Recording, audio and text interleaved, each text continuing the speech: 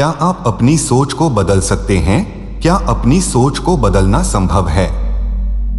क्या हम अपने विचारों और भावनाओं को जैसा हम चाहते हैं वैसा बना सकते हैं? प्रश्न मेरे विचार और भावनाएं वाकई मेरे काबू में नहीं हैं, तो मैं जानना चाहता हूं कि क्या हम अपनी सोच और भावनाओं को बदल सकते हैं और अपने विचार और भावनाएं सचेतन रूप से पैदा कर सकते हैं। मन मुख्य रूप से याददाश्त के एक खास संग्रह के आधार पर काम करता है। यह याददाश्त का एक जटिल जाल है जो आपको एक विशेष लक्षण प्रदान करता है। यह याददाश्त आपके जीवन में जागते और सोते हुए हर पल में जमा हो रही है। आपने जो याददाश्त जमा की है उसके ज्यादातर हिस्से के बारे में आप अचेतन हैं, क्योंकि वह बहुत बड़ी मात्रा में जमा हो रही है। तो कई चीजें जो आप इतनी आसानी से करते हैं, उदाहरण के लिए 2 टांगों पर चलने जैसी साधारण चीज, वह बस आपकी हड्डियों और मांसपेशियों के कारण ही नहीं है, बल्कि आपके पास मौजूद याददाश्त के कारण है। शरीर याद रखता है कि चलते कैसे हैं। अगर आप वह भूल जाएं तो आप चल नहीं सकते। कर्मगत छाप। जब हम याददाश्त कहते हैं तो लोग मन के बारे में सोचने लगते हैं, लेकिन शरीर में मन की अपेक्षा बहुत ज्यादा याददाश्त होती है। आपके दादा के दादा के दादा की नाक आपके चेहरे पर लगी हुई है, क्योंकि आपके शरीर के अंदर किसी चीज को वह याद है। आपका शरीर अभी भी याद रखता है कि 10 लाख साल पहले कोई व्यक्ति कैसा था और अभी भी उसका असर दिखता है। तो शरीर की याददाश्त मन की याददाश्त से कहीं बड़ी है। इस याददाश्त को हम कर्मगत छाप कहते हैं। एक ऐसा समय था जब भारत में समाज आपकी कर्मगत छाप को संभालने की कोशिश कर रहा था। इसी मकसद से जातियां और गोत्र और दूसरी चीजें शुरू की गई थीं, लेकिन वो अब पूरा खत्म हो गया है, तो आपको उसे अपने भीतर ही संभालना होगा। सचेतन स्तर पर आपके विचार किस तरह के हैं, वह बस उस याददाश्त से तय होता है जो आपने इस जीवन में अपने जन्म से अब तक सचेतन रूप से जमा की है।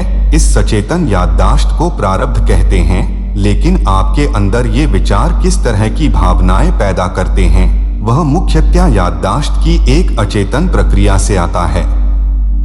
वह याददाश्त सचेतन याददाश्त से कहीं बड़ी है और संचित कहलाती है। संचित का अर्थ है कर्मतत्व का अचेतन संग्रह जो अपने ही तरीके से कार्य करता रहता है।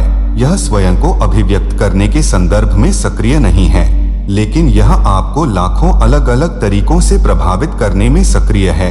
क्या इसका मतलब यह है कि आप पूरी तरह से पूर्व निर्धारित हैं और आप कुछ बदल नहीं सकते?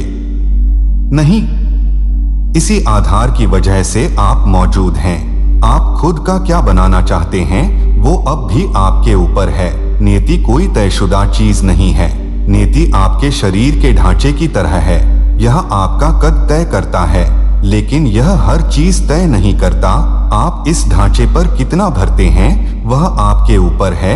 दृष्टिकोण का सवाल, तो क्या आप अपनी सोच को बदल सकते हैं? इस बात पर गौर करने के बजाय कि आप में कैसे विचार और भावनाएं आ रही हैं। जीवन के अधिक विशाल परिदृश्य में आप यह देखिए कि आप धूल के बस एक कण हैं। इस पूरे ब्रह्मांड में हमारी आकाशगंगा एक छोटी सी घटना है। आकाशगंगा में यह सौर मंडल एक छोटा कण है। उस छोटे कण में पृथ्वी एक और छोटा कण है।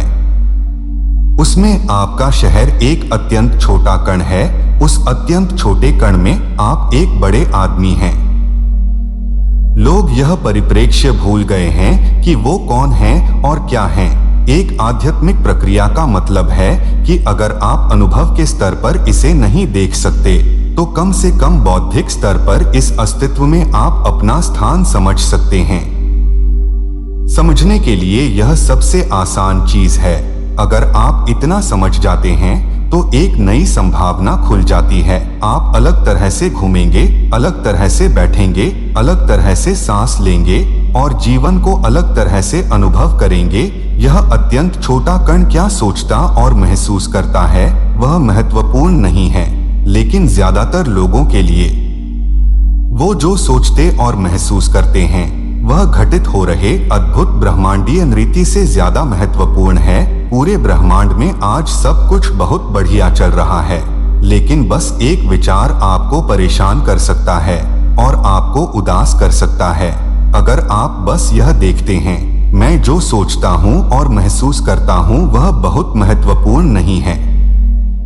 अगर आप अपने और अपने विचार और भावनाओं के बीच इस दूरी को ले आते हैं, तब वो एक सचेतन प्रक्रिया बन जाते हैं।